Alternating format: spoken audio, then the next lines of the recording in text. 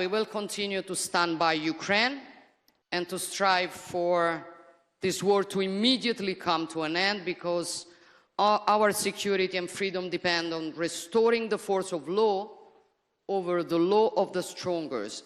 And speaking of Europe and freedom, I believe it is nothing more European than a people willing to risk everything to defend its own freedom and independence.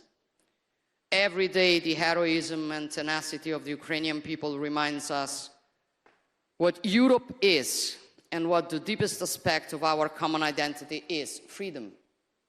We defend our freedom and we want peace. Volodymyr and the Ukrainian people want peace, and we newly witnessed it yesterday.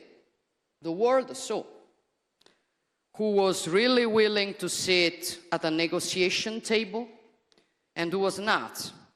And this shows also with respect to certain propaganda who looks for peace and who doesn't.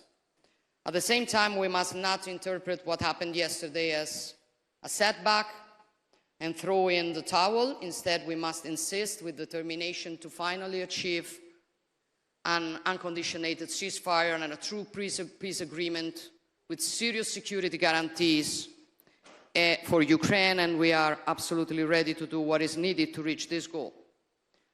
However, colleagues, I do agree with many things that Eddie said in his speech, but building a new Europe in a new world, as advocated by this session, means, in my opinion, before talking about what we have to do, starting from our very foundations and reflecting mainly on who we are.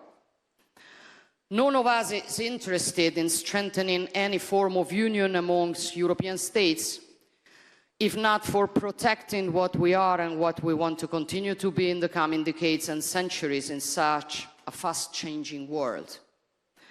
Because if Europe sometimes proves unable to face the great challenges, it is no one else's fault. It is our responsibility. And it is up to us to choose whether to go along a decline or instead fight it.